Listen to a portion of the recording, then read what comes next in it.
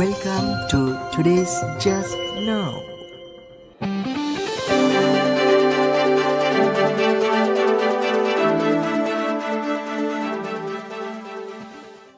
আসসালামু আলাইকুম, আশা করি আপনারা সবাই ভালো আছেন। তো আজকে যে ক্লাসটি আমরা শুরু করতে যাচ্ছি সেটি হচ্ছে একের জি। এর মানে হচ্ছে আমরা একের A B C D E F পর্যন্ত আমরা ক্লাসগুলো করে ফেলেছি এবং এই বিশ্বাস যে আমরা একের এফ পর্যন্ত প্রত্যেকটা ক্লাস বুঝেছি এবং প্রত্যেকটা ক্লাস থেকে অনেক কিছুই শিখেছি। তো আমরা আজকে একের জিতে যাওয়ার আগে আমরা একের এফ ক্লাসটা একটু জাস্ট রিমাইন্ড করে দিচ্ছি। তো চলুন শুরু করা যাক। তো খেয়াল করুন, আমরা একের এফে যে বিষয়গুলো শিখেছিলাম তার প্রথম টপিকসটি ছিল difference between word and that. এখানে আপনার ওয়ার্ড এবং দ্যাটের যে পার্থক্যগুলো সেগুলো হচ্ছে ওয়ার্ড শব্দটি কোনো অ্যান্টিসিডেন্ট নেয় না, বাট দ্যাট শব্দটি অ্যান্টিসিডেন্ট নেয়, অবশ্যই নেয়, এবং দ্যাট কাউকে ইঙ্গিত করে, বাট ওয়ার্ড কাউকে এখানকার ইঙ্গিত না করে স্বয়ং নিজেই বসে যায়। এই ব্যাপারটা আমরা প্রথম অর্থাৎ একের এফে শিখেছিলাম। পরে যে ব্যাপারটা আমরা এখানে আলোচনা করেছি সেটি হচ্ছে কম্পাউন্ড রিলেটিভ প্রোনাউন, অর্থাৎ একটা শব্দের সাথে আরেকটা শব্দ যোগ হয়ে যে শব্দ গঠন করে সেটাকে আমরা কম্পাউন্ড বলি, এবং সেটি যখন প্রোনাউন হিসেবে ব্যবহার হয় তখন আমরা সেটাকে কম্পাউন্ড রিলেটিভ প্রোনাউন বলি। তো দেখুন, এখানে হু ইভার যেই হোক, হুম ইভার যাকেই হোক, উইচ ইভার যেটাই হোক, অ্যান্ড হোয়াট ইভার যাই হোক, এইভাবে কিন্তু কম্পাউন্ড রিলেটিভ প্রোনাউনগুলো বসে থাকে। এর পরে যে ব্যাপারটা আমরা আলোচনা করেছি সেটি হচ্ছে ওয়্যার, ওয়েন, ওয়াই। এই রিলেটিভ প্রোনাউনগুলো এগুলোকে আমরা রিলেটিভ প্রোনাউনও বলে থাকি, আবার রিলেটিভ অ্যাডভার্বও বলে থাকি। কখন রিলেটিভ প্রোনাউন হিসেবে আচরণ করে, কখন রিলেটিভ অ্যাডভার্ব হিসেবে আচরণ করে, এই ব্যাপারগুলো আমরা এখানে শিখেছি। এবং এই প্রোনাউনগুলো বা অ্যাডভার্বগুলো দিয়ে কখনো কখনো নাউন ক্লোজ হয়, কখনো কখনো অ্যাডভার্বিয়াল ক্লোজ হয়, কখনো কখনো অ্যাডজেক্টিভ ক্লোজ হয়। এই ব্যাপারটা আমরা এখানে আলোচনা করেছিলাম।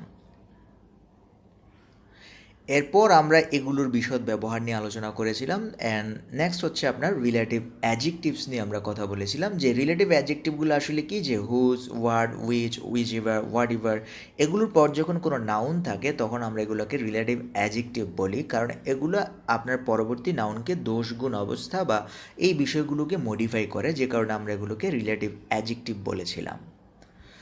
তো এরপরেই কিন্তু আমরা আসছিলাম আপনার যে ডিফাইনিং ভার্সেস নন ডিফাইনিং রিলেটিভ ক্লোজ। এখানে আমরা ডিফাইনিং করার জন্য দুটি পয়েন্ট উল্লেখ করেছিলাম। একটি হচ্ছে আপনার ডিফাইনিং রিলেটিভ ক্লোজ যদি হতে হয় তাহলে সাবজেক্ট বা অবজেক্টকে একাধিক ব্যক্তি, বস্তু বা বিষয়সমূহ থেকে আলাদা করে পরিচয় করে দিবে এমন একটা ক্লোজ, অর্থাৎ সমগোত্রীয় শ্রেণী থেকে আলাদা করে দেয় এরকম একটা ক্লোজকে আমরা ডিফাইনিং ক্লোজ বলবো। এবং আরেকটি পয়েন্ট ছিল আপনার যে ডিফাইনিং রিলেটিভ ক্লোজটির প্রভাব থাকবেই অপর একটা ক্লোজে, অর্থাৎ এর প্রভাব থাকবে, দুটি ক্লোজ একে অপরের সাথে ওতপ্রোতভাবে জড়িয়ে থাকবে, এই ধরনের কথাবার্তা দিয়ে আমরা এগুলো পড়েছিলাম। তারপর যে কোথায় কমা হবে, কোথায় কমা হবে না, অর্থাৎ ডিফাইনিংয়ে কমা হবে, নন ডিফাইনিংয়ে কমা হবে না। এরপরের টপিক্সটি ছিল যে কখন একটি ক্লোজকে আমরা ডিফাইনিংও করতে পারি, নন ডিফাইনিংও করতে পারি, সেটি হচ্ছে আমাদের নিজেদের বিষয়, আমরা কিভাবে বলতে চাই, কিভাবে প্রেজেন্ট করতে চাই, সেই ব্যাপারগুলোর উপর ডিপেন্ড করে। তো এইভাবে আমরা এই ক্লাসটা শেষ করেছিলাম। এবং আজকে যেটা আমরা শুরু করতে যাচ্ছি সেটি হচ্ছে একের জি। সো আমরা আজকের এই একের জির যে টপিক্সটি রেখেছি, সিলেক্ট করেছি, সেটি হচ্ছে introductory expressions in non defining close. কিছু কিছু ক্লোজে আপনার ইন্ট্রোডাক্টরি এক্সপ্রেশন দিয়ে আপনার কি হয়, রিলেটিভ প্রোনাউনগুলো সাথে সংযুক্ত হয়। তো এই ব্যাপারগুলো সবসময় আপনার নন ডিফাইনিং থাকে। যেমন কি, যেমন দেখুন এখানে all of, any of, some of, a few of, both of, each of, either of, many of, most of, much of, none of, one of, two of, এইভাবে আমরা কিছু ইন্ট্রোডাক্টরি এক্সপ্রেশন নিয়ে আমাদের একটা ক্লোজ শুরু করি। ব্যাপারটা উদাহরণ দিলে বুঝবেন। দেখুন এখানে there were a lot of people, এখানে অনেক মানুষ আছে। অ্যাট দ্য পার্টি, এই পার্টিতে অনেক মানুষ আছে। মেনি অফ হোম, দেখুন সেখান থেকে কিছু মানুষকে আমি বলছি যে many of home, there are a lot of people at the party, এই পার্টিতে অনেক লোক রয়েছে। মেনি অফ হোম, যাদের অনেকেই। তো ব্যাপারটা দেখুন, আমি এখানে এই যে বললাম মেনি অফ হোম, এই ব্যাপারটা কিন্তু বোঝাচ্ছে যে মেনি অফ হোম দিয়ে এখানকার এই পার্টিতে যতগুলো লোক আছে সবগুলো লোককে কিন্তু আমি বুঝাচ্ছি না, সবগুলো লোককে কিন্তু আপনার বুঝাচ্ছি না। আমি জাস্ট বুঝাচ্ছি কি, যে এই পার্টিতে যত লোক আছে সেখানকার অনেকেই মেনি অফ হোম। তো দেখুন আমরা বলছিলাম যে ডিফাইনিং হওয়ার জন্য আপনাকে কি করতে হবে, এই গোষ্ঠীকে আলাদা করে দিতে হবে। বাট এখানে কিন্তু পুরো গোষ্ঠীর কথা বলতেছি না, আমরা এই পার্টিতে যত মানুষ আছে তাদের কথা বলতেছি না, আমরা বলতেছি কি মেনি অফ হোম, যাদের অনেকে I had known for years, যাদের অনেককেই আমি চিনি বছরের পর বছর ধরে, কয়েক বছর ধরে আমার চেনা কয়েকজন, ঠিক আছে, যাদের অনেকেই আমার কয়েক বছর ধরে চেনা। সেই কারণে এই ধরনের যে আপনার এটাকে ইন্ট্রোডাক্টরি এক্সপ্রেশন বলা হচ্ছে এই জন্য যে আসলে এই ব্যাপারটা দেখুন, এই ব্যাপারটা আমাদের পরবর্তী যে ক্লোজ আছে সেটাকে শুরু করছে, সূচনা করছে। মেনি অফ হোম, যাদের অনেককেই I had known for years, যাদের অনেককেই আমি অনেক বছর ধরে চিনি। জাস্ট এটা কি পরের ক্লোজকে ইন্ট্রোডাকশন করছে। এই পরের ক্লোজটি এটিকে কিন্তু সরাসরি কোনো প্রভাব করতেছে না, ওইরকম কোনো গুরুত্বপূর্ণ প্রভাব এখানে ফেলতে পারছে না, যে কারণে এটাকে আমরা কি বলি, নন ডিফাইনিং ক্লোজ বলি। নিচের উদাহরণটাতে যদি আমরা একটু খেয়াল করি, দেখুন এখানে বলা হচ্ছে যে দেয়ার আর 14 গার্লস ইন মাই ক্লাস, আমার ক্লাসে 14 জন বালিকা আছে। দেয়ার আর 14 গার্লস ইন মাই ক্লাস, এই পর্যন্ত দেখুন আমার ক্লাসে 14 জন মেয়ে আছে। আচ্ছা, বাট এরপর আমি যেটা বলছি সেটা হচ্ছে অতিরিক্ত একটা ইনফরমেশন, যে আ ফিউ অফ হোম, যাদের কয়েকজন। দেখুন আমি এই 14 জন বালিকাকে কিন্তু আমি মডিফাই করতে পারিনি। তো 14 জন বালিকাকে যদি নিয়ে কথা বলতে না পারি, তাহলে আমার পরের সেন্টেন্সটা কি অর্থপূর্ণ দিচ্ছে না, মানে পরের সেন্টেন্সটা আমার এই সেন্টেন্সের জন্য গুরুত্বপূর্ণ না, এটা হালকা গুরুত্বপূর্ণ। কারণ এখানকার কয়েকজনকে আমি বলছি যে আ ফিউ অফ হোম, যাদের অল্প কয়েকজন আর মাই ফ্রেন্ডস। তো দেখুন আ ফিউ অফ হোম এখানে হচ্ছে সাবজেক্ট, আবার এখানে দেখুন মেনি অফ হোমকে কিন্তু আমি অবজেক্ট বানিয়েছি, যে কারণে আমরা এই যে হোমকে আমরা সাবজেক্ট বানিয়ে অফের পর আমরা জানি হোমকে আমরা সবসময় অবজেক্ট বানাই। বাট আপনি যদি এই ফর্ম্যাটে লিখেন, আমি ফর্ম্যাটটাকে একটু ক্লিয়ার করে দিচ্ছি। তো দেখুন আপনি যদি এই ফর্ম্যাটে কোথাও লেখেন তখন কিন্তু আপনার হোম দিয়েই লিখতে হবে, বাট আপনি সেটাকে অবজেক্টও বানাতে পারবেন, সাবজেক্টও বানাতে পারবেন। দেখুন মেনি অফ হোম, যাদের অনেকেই, তো আপনি এটাকে আপনার ইচ্ছা, আপনি এখন সাবজেক্ট বানাতে পারবেন, অবজেক্ট বানাতে পারবেন। সো এইভাবে যদি থাকে মেনি অফ হোম, যাদের অনেককেই I had known for years, that means এই অফের পর আপনার অবজেক্টিভ ফর্ম যেটা হু, এটা কিন্তু কখনই বসবে না। অফের পর সবসময় আপনার এই সাবজেক্টিভ ফর্মই বসবে, কারণ প্রিপজিশনের পর সবসময় সাবজেক্টিভ ফর্ম বসে। মেনি অফ হোম, যাদের অনেককেই I had known for years. ঠিক সেমভাবে আ ফিউ অফ হোম, দেখুন প্রিপজিশনের পরে হোম বসছে, যাদের অনেককে অল্প, যাদের গুটি কয়েক আর মাই ফ্রেন্ডস, যাদের গুটি কয়েক হচ্ছে আমার বন্ধু। তো আবার নিচের উদাহরণটা দেখুন, হি ওয়াজ ক্যারিং হিজ বিলঙ্গিংস। এখানে বিলঙ্গিংস শব্দটির অর্থ হচ্ছে,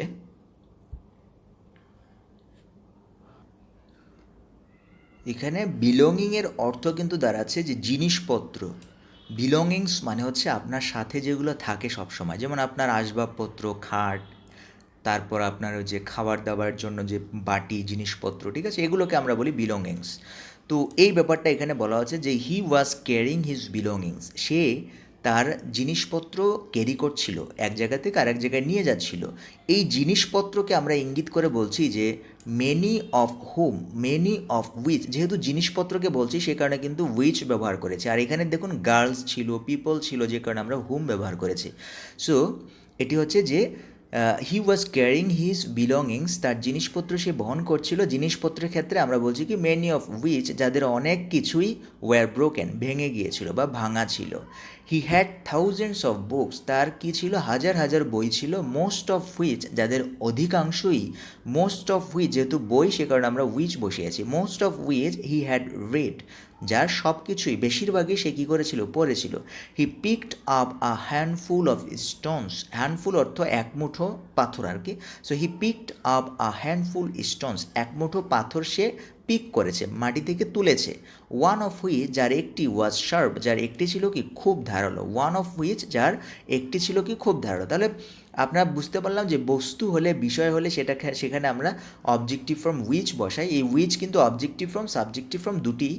আর এখানে যদি আমরা ব্যক্তি হয় বা মানুষ হয়, সেক্ষেত্রে আমরা অবজেক্টিভ ফর্মে হু কিন্তু বসাই না, হু হচ্ছে সাবজেক্টিভ ফর্ম। সে কারণে প্রিপজিশনের পর সবসময় আমাদের অবজেক্টিভ ফর্ম হয়, সে কারণে আমরা হুম বসিয়েছি। ব্যাপারটা হয়তো আপনি বুঝতে পেরেছেন। যাই হোক, এরপর যেটা আমরা বললাম যে using which to refer to another clause, এই টপিক্সটা দেখুন। আমরা আগের টপিক্সটি আশা করি আপনারা বুঝতে পেরেছেন। তো আগের টপিক্সটি কী ছিল আমি যদি আবার একটু বলি, আগের টপিক্সটি ছিল আপনার যে আমরা ইন্ট্রোডাক্টরি এক্সপ্রেশন হিসেবে আমরা এগুলোকে এভাবে ব্যবহার করতে পারি প্রিপজিশন দিয়ে। যেমন হুম দিলে এখানকার সবাইকে ইঙ্গিত করতো, বাট আমি যখন মেনি অফ হুম দিলাম তখন কিন্তু আর সবাইকে ইঙ্গিত করছে না। আবার এখানেও দেখুন, আমি যদি এই 14 গার্লস সবগুলোকে ইঙ্গিত করতাম তাহলে হুম দিলেই হতো, বাট 14 গার্লসের মধ্যে কিছুকে উল্লেখ করেছি, সে কারণে আ ফিউ অফ হুম দিয়েছি। ঠিক সেমভাবে জিনিসপত্র বিষয়ের ক্ষেত্রে আমরা many of which, most of which, one of which এভাবে আমরা লিখে থাকি। যাই হোক, তো নিউ টপিক্সটি হচ্ছে using which to refer to another clause. তো দেখুন, আমরা এতক্ষণ যেটা শিখেছিলাম সেটি হচ্ছে যে সকল প্রকার যে প্রোনাউনগুলো WH ওয়ার্ড রিলেটেড যেসব প্রোনাউন ছিল, যেমন হুইচ, হোয়াট, দ্যাট, তারপর আপনার হুম, তো এই ব্যাপারগুলো কিন্তু সবসময় আপনার পূর্বের কোনো ব্যক্তি বা অবজেক্ট বা সাবজেক্টকে বোঝাতো সবসময়। এটি আমরা দেখে আসছি, এগুলো যদি ইঙ্গিত করে তাহলে পূর্বের সাবজেক্ট বা অবজেক্টকে ইঙ্গিত করে তারা সামনের দিকে টেনে সামনের দিকে যেত। বাট কখনো কখনো আপনার এই হুইচ শব্দটি, কেবল হুইচ শব্দটি দিয়ে পুরো ক্লোজটিকে, অর্থাৎ আগের পুরো ক্লোজটিকে ব্যাখ্যা বা বর্ণনা করার জন্য প্রয়োজন হয়।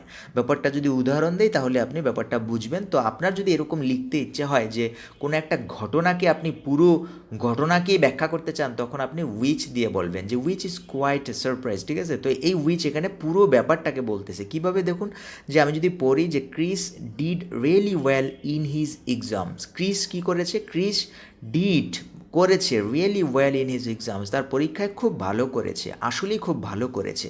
তো এই দেখুন, এখানকার যে আসলেই খুব ভালো করেছে এই ব্যাপারটা, এখানকার আসলেই যে সে খুব ভালো করেছে এই পুরো ব্যাপারটাকে দেখুন, পুরো ব্যাপারটাকে বলতেছি যে which is quite a surprise, যেটি একেবারেই একটা সারপ্রাইজ, একেবারে একটা আশ্চর্যান্বিত ব্যাপার, মানে খুবই আশ্চর্যের ব্যাপার যে তিনি পরীক্ষায় খুব ভালো করেছেন। তো দেখুন, এখানে আমি কিন্তু ক্রিসকেও বলছি না, ক্রিস হচ্ছে এখানে সাবজেক্ট, আবার কিন্তু আমি এই এক্সামসকেও বলছি না যে এই দুটি ব্যাপারকে আমি উইচ দিয়ে ইঙ্গিত করছি। এখানে কিন্তু আমি দুইয়ের কাউকেই আমি নিচ্ছি না। উইচ দিয়ে কিন্তু আমি এক্সামকেও বুঝাচ্ছি না, উইচ দিয়ে আমি কিন্তু এই ক্রিস বা সাবজেক্টকেও কিন্তু আমি বুঝাচ্ছি না। আমি বুঝাচ্ছি সেটা হচ্ছে যে উইচ মানে হচ্ছে এই যে ঘটনা ঘটছে এখানে, এই সেন্টেন্সে যে ক্লোজটিতে ঘটনা ঘটছে সেই ঘটনাকে আমি ইঙ্গিত করে সামনের দিকে নিয়ে যাচ্ছি। যে Chris did really well in his exams, Chris তার পরীক্ষায় খুব ভালো করেছে, আর এই বিষয়টা খুবই ভালো, একেবারেই আশ্চর্যান্বিত একটা বিষয়, which is quite a surprise, এটি বেশ আশ্চর্যের একটা ব্যাপার। আমি হয়তো আপনাকে বুঝাতে পেরেছি। তো আপনি যখন কোনো একটা কথা বলবেন, সেই কথাকে আপনি একটু মডিফাই করবেন, কোনো একটা সেন্টেন্সকে মডিফাই করবেন, তখন আপনি কি বলবেন? তখন আপনি এই উইচ দিয়ে সেই সেন্টেন্সটিকে মডিফাই করবেন। তো আমরা যদি আরেকটা উদাহরণ দেখাই, দেখুন এখানে my friends were all hiding in my apartment, আমার সব বন্ধুরা আমার অ্যাপার্টমেন্টে লুকাচ্ছিল, আমার অ্যাপার্টমেন্টে লুকাচ্ছিল। তো তারা যে লুকাচ্ছিল এই বিষয়টা দেখুন, আমার ফ্রেন্ডসদেরকেও না, আমার অ্যাপার্টমেন্টকেও আমি বুঝাচ্ছি না, এই উইচ দিয়ে বুঝাচ্ছি যে তারা যে লুকিয়েছিল আমার অ্যাপার্টমেন্টে, এই ঘটনাটা which is not what I had expected, যেটা আমি প্রত্যাশা করেছিলাম এটা ওরকম কোনো ঘটনা না।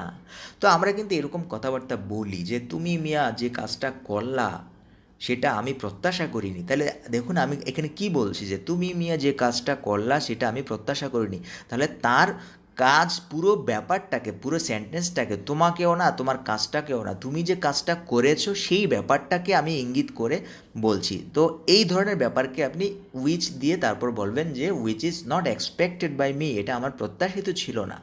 ব্যাপারটা হয়তো আমি বুঝাতে পেরেছি। এই টপিক্সের মূল সারমর্ম হচ্ছে যে আপনি কোনো একটা ক্লোজকে, আপনার কোনো একটা কথাকে যদি মডিফাই করতে চান তাহলে আপনি এই উইচ রিলেটিভ প্রোনাউনটি দিয়ে আপনি সেগুলোকে মডিফাই করতে পারবেন।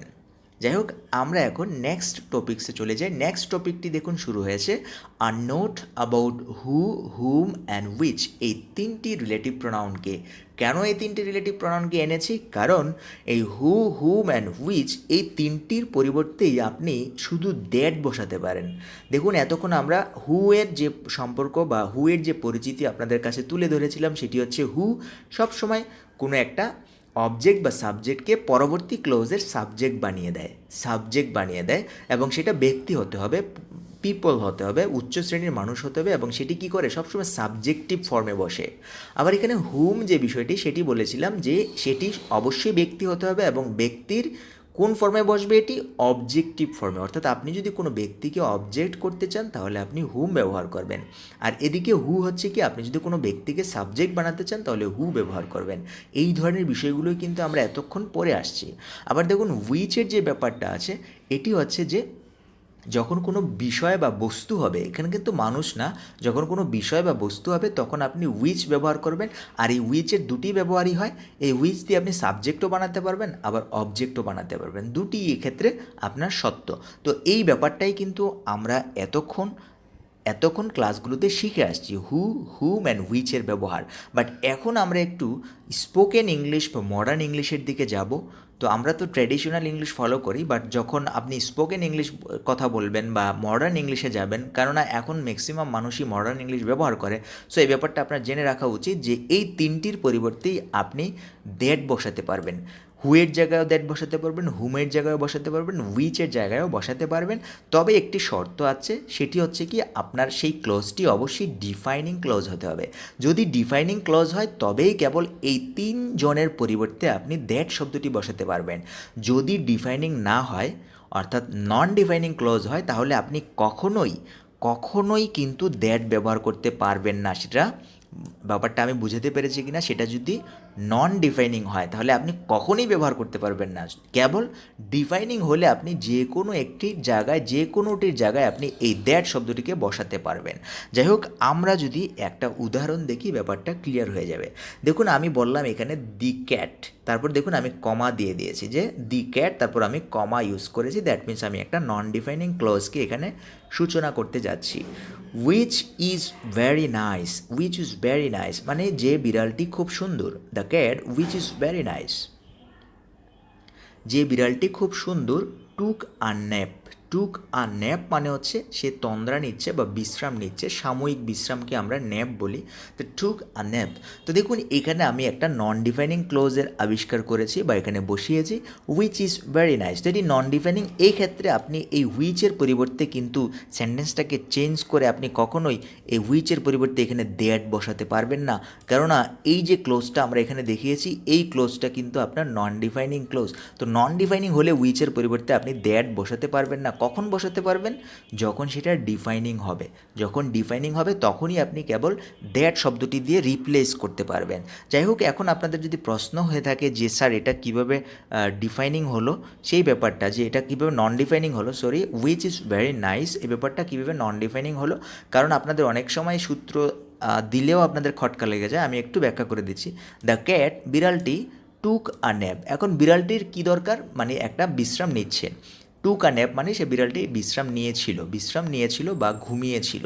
এখন দেখুন বিড়ালটি, আমি এই সাথে যে তথ্যটি দিচ্ছি সেটি হচ্ছে উইচ ইজ ভেরি নাইস, যেটি খুব সুন্দর। বিড়ালটি যেটি খুব সুন্দর ঘুমাচ্ছে বা তন্দ্রা নিয়েছিল, ঘুম নিয়েছিল বা বিশ্রাম নিয়েছিল।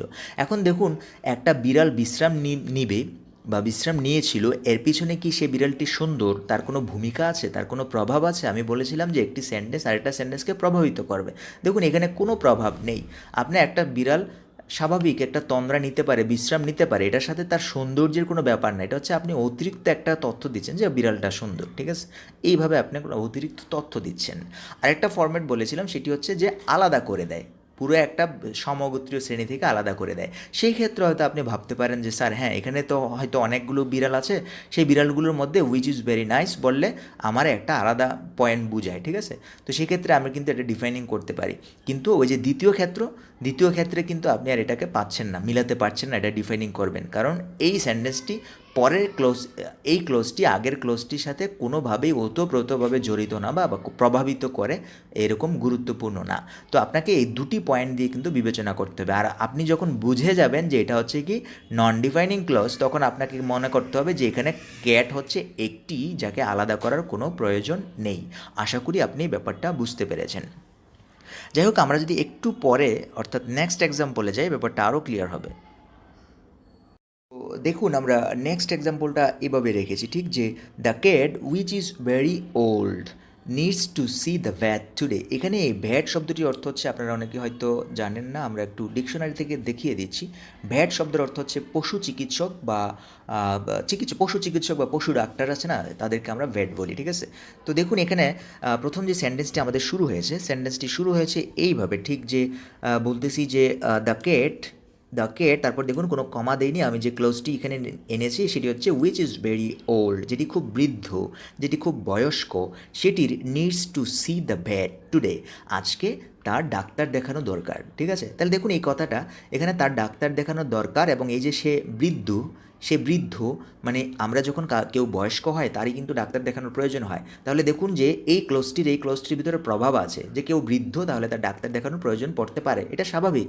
এটা একটা পয়েন্ট। আরেকটা পয়েন্ট হচ্ছে যে এটিকে আলাদা করে দেয় কিনা। দেখুন এখানে দ্য ক্যাট বিড়াল, তো এটি আলাদা করে দিচ্ছে, কারণ যে বিড়ালটি বয়স্ক, এখানে আপনার বিড়াল থাকতে পারে কি, 2-3টা বিড়াল থাকতে পারে, অবশ্যই আপনি 2-3টা বিড়াল থাকার কারণেই এটা ডিফাইন করেছেন। দেখুন আপনাকে কিন্তু এটা বুঝতে হবে, আপনার পরিস্থিতিটা কিন্তু আপনার জানা থাকতে হবে। আপনার বাসায় যদি 2-3টা বিড়াল থাকে, তখন আপনি উইচ ইজ ভেরি ওল্ড একটাকে বয়স্ক বলে পার্থক্য করেছেন। এখন আপনি এটাকেই কিন্তু আবার নন ডিফাইনিংও করতে পারতেন। সেক্ষেত্রে যদি আপনার বিড়াল শুধু বাসায় একটাই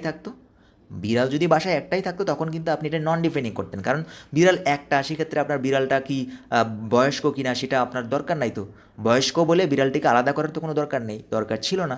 সো আপনি যখন এইভাবে, আপনি নিজের অর্থাৎ পরিবেশের উপর ডিপেন্ড করে ডিফাইনিং করবেন না নন ডিফাইনিং করবেন, সেটা আপনার উপর ডিপেন্ড করে, অথবা বক্তা বা লেখক যিনি লিখছেন তার কী পরিস্থিতি, সেই পরিস্থিতি অনুযায়ী তিনি কিন্তু লেখার চেষ্টা করেন। তো আপনি যখন লেখা দেখবেন এভাবে, তখন আপনাকে বুঝতে হবে, যদি কেউ ডিফাইনিং করে লিখে, তাহলে বুঝতে হবে যে এখানে অনেকগুলো বিড়াল ছিল, সেখান থেকে যেটা বৃদ্ধ সেটার কথা উনি বলছেন।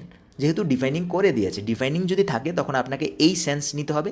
যদি তারা নন ডিফাইনিং করে দিত এই সেন্টেন্সটিকেই, তখন কিন্তু আপনাকে বুঝতে হতো যে এখানে একটা বিড়ালি আছে, যে কারণে পরের তথ্যটা আপনার গুরুত্বপূর্ণ না। আমি হয়তো আপনাকে বুঝাতে পেরেছি যে কেন ডিফাইনিং এবং নন ডিফাইনিংয়ের ব্যবহারটা আপনাকে জানতে হবে, কারণ না জানলে সেন্টেন্সের অর্থই কি পাল্টে যায়। যাই হোক, আমরা কিন্তু এই জায়গায় আমরা যেটা করলাম, উইচের পরিবর্তে কিন্তু আমরা এখানে দ্যাট বসাতে পারি, কারণ কি এটা হচ্ছে আপনার ডিফাইনিং ক্লোজ। আর আমরা বলেছিলাম যে ডিফাইনিং ক্লোজের পরিবর্তে আমরা উইচ, হু, দ্যাট, এগুলোর পরিবর্তে শুধু দ্যাট বসালেই হয়ে যায়। উইচ, হু, হুম, এগুলোর পরিবর্তে আপনি সব ক্ষেত্রে যদি সেটা কি হয়, সেটা অবশ্যই আপনার কি হতে হবে, সেটা অবশ্যই আপনাকে ডিফাইনিং ক্লোজ হতে হবে। আর ডিফাইনিং ক্লোজ হলে আপনি সেখানে এই দ্যাটটি বসাতে পারবেন, তাদেরকে রিপ্লেস করে। এটি হচ্ছে মডার্ন ইংলিশ, এটি হচ্ছে স্পোকেন ইংলিশের নিয়ম বা রুলস। তো আমরা যদি একটু নিচের দিকে আরও কয়েকটা উদাহরণ দেখি, দেখুন এই উদাহরণটি আমরা সিলেক্ট করলাম, সেটি হচ্ছে কি, যে এখানে বলা হচ্ছে, দেখুন আই লাইক দ্য ক্লক, আমি ক্লকটিকে পছন্দ করি, সেই ঘড়িটিকে পছন্দ করি। দেখুন এখানে দ্যাট দিয়ে আমি বলছি, ঘড়ির পরিবর্তে আমি কি বললাম, দ্যাট। আপনি কিন্তু এখানে উইচ দিলেও হয়। দেখুন আরেকটা জিনিস খেয়াল করুন, এখানে কিন্তু আপনি উইচ দিলেও হবে। I like the clock which chimes the hour, মানে ঘন্টায় ঘন্টায় যেটি খিমস করে, খিম মানে এখানে আপনার শব্দ করা, শোরগোল দিয়ে শব্দ করে না, ঘড়ি অনেক ঘড়ি, সেই রকম শব্দ যেটা করে, সেই ঘড়িটাকে আমার পছন্দ, সেই ঘড়ি আমার পছন্দ। তো এই ব্যাপারটা এখানে আমরা দ্যাট দিয়েছি কেন, কারণ স্পোকেন ইংলিশ বা মডার্ন ইংলিশে উইচ, হুমের পরিবর্তে আমরা দ্যাট বসিয়ে থাকি। তো এই ব্যাপারটা জাস্ট আপনাকে শেখানোই কিন্তু আমার উদ্দেশ্য। তো এখানে কিন্তু আপনি উইচ দিয়েও লিখতে পারতেন, এখন দ্যাট দেখলে যদি আপনি চমকে যান, এই ব্যাপারটা এই জন্য আমি এখানে বলে রাখছি। সো দ্যাট কিমস দ্য আওয়ার, আপনি এখানে দ্যাট দিয়ে লিখছেন। আবার দেখুন আই লাইক দ্য গার্ল, আমি ওই বালিকাটিকে পছন্দ করি, দ্যাট। দেখুন এখানে আপনি হু দিতেন, হু হতো পারফেক্ট, হু এখানে পারফেক্ট ছিল, বাট এখানে আপনি হু এর পরিবর্তে ওই যে স্পোকেন ইংলিশে আপনি দ্যাট বসাতে পারেন, কোনো সমস্যা নেই। তো I like the girl that runs fast, যেটা নাকি খুব দ্রুত দৌড়ায়, যে বালিকাটা খুব দ্রুত দৌড়ায়, আমি সেই বালিকাটাকে পছন্দ করি। এখানে আমি এই হু এর পরিবর্তে কী বসাইছি, দ্যাট।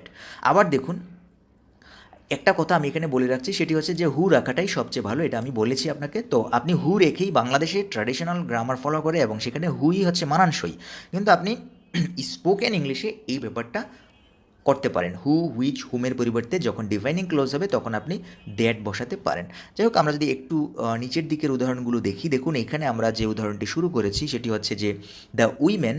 দেখুন দ্য উইমেন লিখে আমরা কমা দিয়েছি, দ্যাট মিনস এটি কি, কমা দিয়ে আমি যে ক্লোজটি শুরু করতে যাচ্ছি সেটি হচ্ছে non defining clause. Who is very old, যে কিনা খুবই বয়স্ক, টুক আ ন্যাপ, সে কী করছিল, তার তন্দ্রা নিচ্ছিল বা তন্দ্রা নিয়েছিল বা ঘুমিয়েছিল বা বিশ্রাম করেছিল। তো এখন দেখুন একই সেন্টেন্স আমি এখানে বললাম, the women who is very old, তার বিশ্রামের প্রয়োজন। এখন দেখুন আমি এখানে যেহেতু কমা দিয়ে লিখেছি, তার মানে আপনাকে বুঝতে হবে যে এখানে একটা মানুষের কথাই বলা হচ্ছে, একটা নারীর কথাই বলা হচ্ছে, আপনাকে বুঝে নিতে হবে, কেননা তারা আপনাকে ডিফাইন করে দিয়েছে, ঠিক না?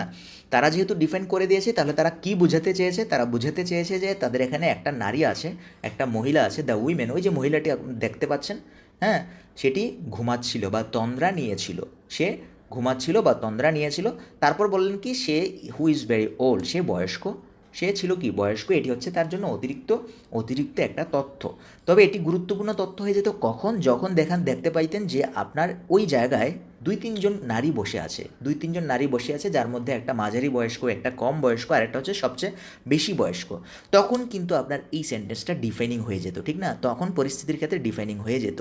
যেহেতু এখানকার লেখক এই ব্যাপারটাকে ডিফাইন করেনি, তার মানে আপনাকে এখানে ধরে নিতে হবে যে এই যে দি উইমেন ব্যাপারটা, এই ব্যাপারটা হচ্ছে সেখানে একজনই, তাকে ডিফাইন করার জন্য আমাকে এই তথ্যটি আনার প্রয়োজন নেই, এটি একটা অতিরিক্ত তথ্য হিসেবে এখানে আমরা নন ডিফাইনিং ক্লজ হিসেবে এখানে আমরা অ্যাড করেছি। ব্যাপারটা হয়তো আমি আপনাকে বুঝাতে পেরেছি। আমরা পরের ক্লজটিতে চলে যাই। দেখুন এখানে আমরা যে ব্যাপারটা বললাম সেটি হচ্ছে যে the cat which is very old needs to C the VAT today. তো এখন দেখুন আমরা এই যে ক্যাটের কথা বলছি, এই ক্যাটকে আমরা এবার কী করেছি, ক্যাটের পাশে আমরা ডিফাইনিং ক্লোজ বসিয়েছি, the cat which is very old. তাহলে আমরা কী বুঝাচ্ছি, আপনার যেহেতু এটা ডিফাইনিং, আপনাকে এখান থেকে বুঝতে হবে কি যে এখানে ক্যাট বা বিড়াল দুই তিনটা আছে, দুই তিনটার মধ্যে যেটা হুইচ ইজ ভেরি ওল্ড, যেটা কিনা বয়স্ক, সেটার needs to C the VAT today, সেটির আজকে কি দেখা দরকার, ডাক্তার দেখানো দরকার। তো দেখুন আমরা এখানে উইচ দিয়ে সেটিকে লিখেছিলাম, সো এটির রিপ্লেস করে আমরা কিন্তু এই দ্যাট শব্দটি বসাতে পারি। এটাই কিন্তু আজকের লার্নিং, যে আমরা উইচের পরিবর্তে দ্যাট বসাতে পারি। কখন সেটি, যখন কোনো ক্লোজ ডিফাইনিং ক্লোজ হবে তখন আপনি উইচের পরিবর্তে দ্যাট বসাতে পারবেন। শুধু উইচ না, আপনি হুয়ের পরিবর্তে বসাতে পারবেন, হুমের পরিবর্তেও আপনি দ্যাট বসাতে পারবেন। সো আমরা এখান থেকে আজকে যে ব্যাপারটা শিখলাম সেটি হচ্ছে দ্যাট এমন একটি শব্দ যেটি যদি ডিফাইনিং ক্লোজ হয় সেক্ষেত্রে আপনি হু, হুম, উইচ এই তিনটার পরিবর্তে আপনি শুধু দ্যাট বসাতে পারেন। সো দ্যাট কি, দ্যাট হচ্ছে একটা আপনার ম্যাজিক কিয়ের মতো, ম্যাজিক কিয়ের মতো, যেটি সবাইকে, যেটি নিজে সাবজেক্ট হতে পারে আবার অবজেক্ট হতে পারে। ব্যাপারটা বুঝুন, আমরা কিন্তু হুকে পড়েছি যে হু কেবল সাবজেক্ট হতে পারে, হুম কেবল অবজেক্ট হতে পারে। তাদের মধ্যে একটা সীমাবদ্ধতা আছে, ট্র্যাডিশনাল গ্রামারে তাদের মধ্যে একটা সীমাবদ্ধতা আছে, বাট এই দ্যাটের ক্ষেত্রে যদি সেটা ডিফাইনিং ক্লজ হয় কোনো সীমাবদ্ধতা নেই, সে নিজে সাবজেক্ট হতে পারে, আবার সে নিজেকে অবজেক্ট বানিয়ে দ্বিতীয় ক্লজটি সম্পূর্ণ করতে পারে। আশা করি আপনাকে আমি এই ব্যাপারটা বুঝাতে পেরেছি। তো আমরা যদি এক ঝলকে একটু প্রথম থেকে দেখে নিই যে আমরা কী কী শিখেছিলাম। এটি আপনার আগের ক্লাসে আমরা শিখেছিলাম যে কখন একটি বাক্য ডিফাইনিং এবং নন ডিফাইনিং উভয় হতে পারে। যেহেতু আমরা এখনও আলোচনা করেছি যে একটা বাক্য কিন্তু ডিফাইনিং হতে পারে, নন ডিফাইনিং হতে পারে, সেটি কিসের উপর ডিপেন্ড করবে, সেটি আপনার সেন্সের উপর ডিপেন্ড করবে, আপনার পরিবেশের উপর ডিপেন্ড করবে, যে আপনি কী বলতে চাচ্ছেন সেটার উপর ডিপেন্ড করবে, আপনার ঘটনার পরিপ্রেক্ষিতে আপনার সেটা ডিফাইনিং নন ডিফাইনিং দুটি হতে পারে, যে কোনোটাকে আপনি ডিফাইন করতে পারবেন, নন ডিফাইনিং করতে পারবেন।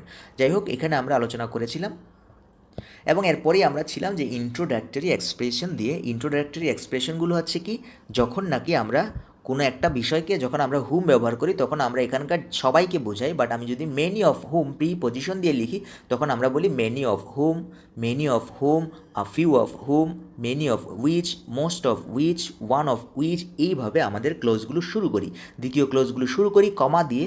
যেহেতু আমরা কমা দিয়ে শুরু করি তার মানে এটি হচ্ছে নন ডিফাইনিং ক্লোজ। আর ইন্ট্রোডাক্টরি এই এক্সপ্রেশনগুলো সবসময় আপনার নন ডিফাইনিং হয়, কেননা কারণ কি, কারণ এখানকার সবাইকে সে আলাদা করে না, এখানকার অল্প কয়েকজনকে, দেখুন এখানকার অল্প কয়েকজনকে বলছি, মেনি অফ হোম, যাদের কয়েকজন, যাদের বেশ কয়েকজন বলছি, বাট সবাইকে আমি বলছি না। সেই কারণে এই ক্লোজটি কখনোই এই ক্লোজের উপর প্রভাব রাখতে পারে না, কারণ এমনিতেই তো সবাইকে সে টানতে পারতেছে না, অল্প কয়েকজনকে টানছে, যে কারণে আমরা এগুলোকে নন ডিফাইনিং ক্লোজ বলে থাকি। যাই হোক, আরেকটা টপিক ছিল, সেটি হচ্ছে যে খুবই গুরুত্বপূর্ণ টপিক, সেটি হচ্ছে যে উইচের ব্যবহার। এই উইচ দিয়ে আমরা কি করতে পারি, স্বয়ং একটা ক্লোজকে আমরা কি করতে পারি, কান ধরে টেনে এনে মডিফাই করতে পারি একটা ক্লোজকে, অর্থাৎ একটা কথাকে। ঠিক আছে, তুমি যে এই কথাটা বললা এটা আমাকে খুব আঘাত দিল। তো কি আঘাত দিল, এই যে কথাটা বললো সে, এই পুরো ব্যাপারটা তাকে আঘাত করলো। ঠিক আছে, তুমি যে ফার্স্ট ক্লাস ফার্স্ট হয়েছো, এটা আমাদের খুবই খুশির ব্যাপার, ঠিক আছে, আমাদের জন্য আনন্দদায়ক। তো দেখুন আমরা যে বললাম যে তুমি যে ফার্স্ট ক্লাস ফার্স্ট হয়েছো, এখানকার পুরো ঘটনাটাকে বলছি, যে তাহলে আপনাকে এটাকে রিপ্লেস করতে হবে কী দিয়ে, উইচ দিয়ে, যে which is very very enjoyable, যেটা খুবই আনন্দদায়ক। ঠিক আছে, তো এই ব্যাপারটা আপনি হয়তো বুঝতে পেরেছেন। এবং আরেকটা টপিকস আমরা এখানে আলোচনা করেছি, সেটি হচ্ছে যে notes about who, hmm and which, এই তিনটি ব্যাপার, যে এই তিনটির পরিবর্তে আপনি কেবল একটি শব্দ বসাতে পারেন, সেটি হচ্ছে কি দ্যাট। এই দ্যাট হচ্ছে কি মাল্টি ফাংশনাল বা মাল্টি কি বা ম্যাজিক কি হিসেবে কাজ করে যখন সেটা ডিফাইনিং ক্লোজ হবে। অবশ্যই সেটা কি হতে হবে, ডিফাইনিং ক্লোজ হতে হবে, এবং ডিফাইনিং ক্লোজ হলেই আপনি এদের পরিবর্তে দ্যাট বসাতে পারবেন। আর দ্যাটটি কি হতে পারে, কোনো একটা সেন্টেন্সের সাবজেক্টও হতে পারে অথবা কোনো একটা ক্লোজের অবজেক্টও কিন্তু হতে পারে। সো আশা করি আপনি এখানকার ব্যাপারগুলো ক্লিয়ার হয়েছেন। আমরা এই টপিক্সটি দিয়ে কিন্তু আজকের একের জি ক্লাসটি শেষ করেছি। আমরা একের এইচ, দ্যাট মিন্স একের পরবর্তী ক্লাস একের এইচ হবে, সেই ক্লাসে আমরা আলোচনা করব হু অর হোম, কোথায় আপনি হু ব্যবহার করবেন, কোথায় আপনি হোম ব্যবহার করবেন। কারণ এটিও একটি মডার্ন ইংলিশ বা আপনার বর্তমান যুগোপযোগী ইংলিশের ব্যবহারে হু এবং হুমের ব্যবহার নিয়ে আপনাদের মধ্যে পার্থক্য আছে, আপনাদের মধ্যে সন্দেহ আছে, দ্বিধান্বিত আপনারা। সো এই ব্যাপারগুলো আমরা ক্লিয়ার করবো। এবং আরেকটি টপিক্স আছে, যেসব ভুল আমরা সচরাচর করি, কিছু ভুল আমরা এখানে আইডেন্টিফাই করব। ওকে, সো এটি হচ্ছে আমাদের একের এইচ ক্লাসে করব। তো সেই পর্যন্ত ভালো থাকবেন, সুস্থ থাকবেন। আর দয়া করে আপনাদেরকে একটা কথা বলি, এই ভিডিওগুলো কখনই আপনি লিঙ্ক শেয়ার করবেন না, কারণ এই ভিডিওগুলো আমি নিজে কষ্ট করে পরিশ্রম করে বানাই। এই ভিডিওগুলো ব্যবহার করার এখতিয়ার বা অধিকার কেবল আমারই আছে। আপনি যদি এগুলোর অপব্যবহার করেন, অন্যায় আচরণ করেন, তাহলে সেটি অপরাধ, অন্যায় এখানেও এবং মরার পরেও। সো এই ব্যাপারটা আপনি ক্লিয়ার রাখবেন, মাথায় রাখবেন।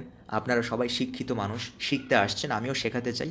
বাট কোনো রুলস রেগুলেশন যদি আপনি ফলো না করেন, ভঙ্গ করেন, তাহলে সেটার জন্য আপনাকেই দাবির তলে থাকতে হবে। ওকে, ভালো থাকবেন। যারা এখনও টুডেজ জাস্ট নাও চ্যানেলটিকে সাবস্ক্রাইব করেননি, প্লিজ এখনই সাবস্ক্রাইব করে পাশের বেল বাটনটিতে ক্লিক করে রাখুন, যাতে নতুন কোনো ভিডিও আপডেটের নোটিফিকেশন পেয়ে যান।